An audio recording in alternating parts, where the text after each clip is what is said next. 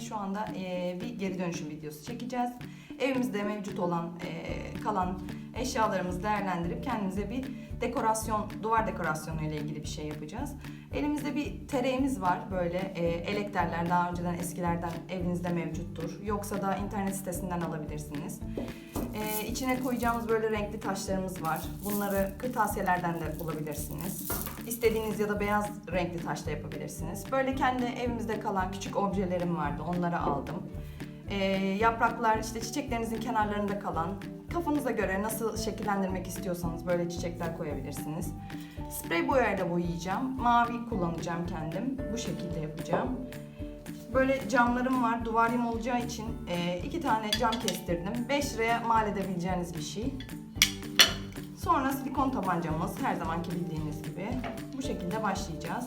Şimdi ilk önce yapacağımız şey tereğimizi boyamak olacak. Sprey boyayla tereğimizi boyayacağız.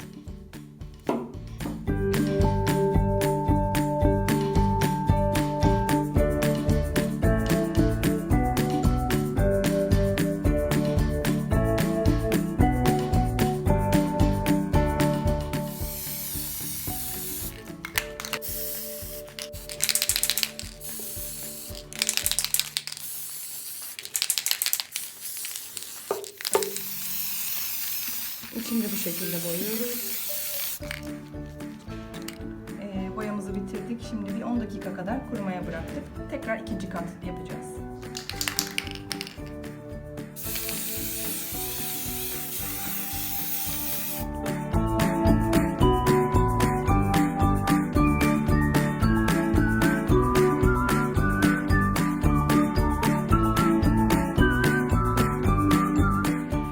Merhaba arkadaşlar. Şimdi boyamızı yaptık. Tereğimiz kurudu. Diğer işlemlerimize devam edeceğiz.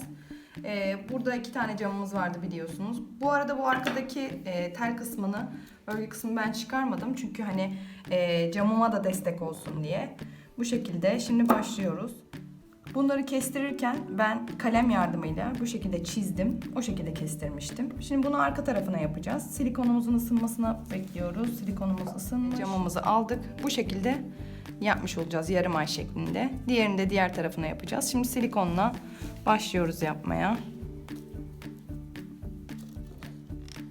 Bu şekilde.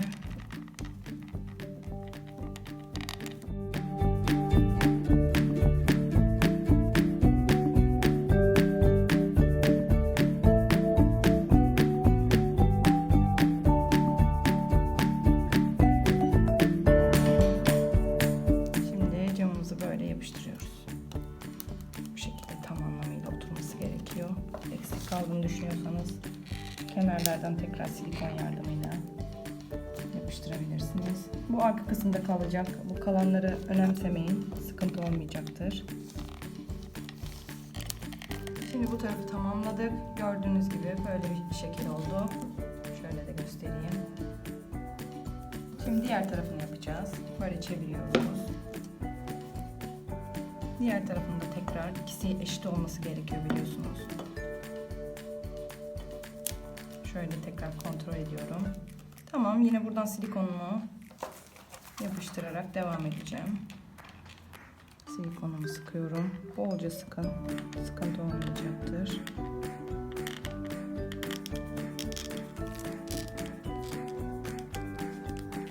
Bu şekilde silikonu tamamıyla her tarafına yaptım. Gördüğünüz gibi. Şimdi camıma oturtuyorum.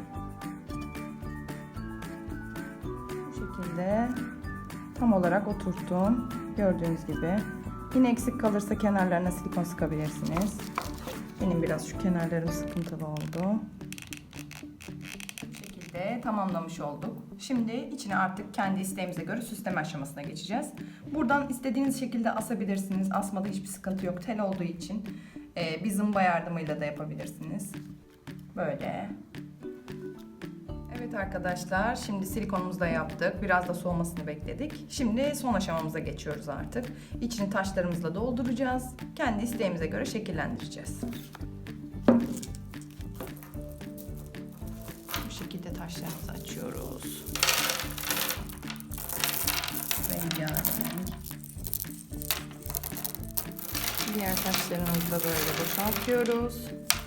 Görüyorsunuz hepsi rengarenk. İsterseniz tek renk de kullanabilirsiniz. Şimdi içini tek tek dolduracağız.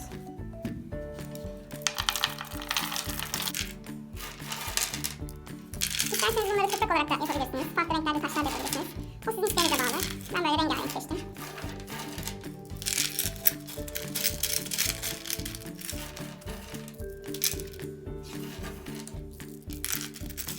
Taşlarımızı bu şekilde koyduk. Rengarenk, çok güzel bir görünüme sahip. Şimdi içine oyuncağımızı oturtuyoruz. Küçük biblomuzu. Bu şekilde. Bunları da silikon yardımıyla tekrar istediğiniz şekillerde yapıştıracağız. Tekrar silikon yardımıyla bu şekilde silikonluyoruz. İçine yapıştıracağız. Şöyle yapıştırıyoruz.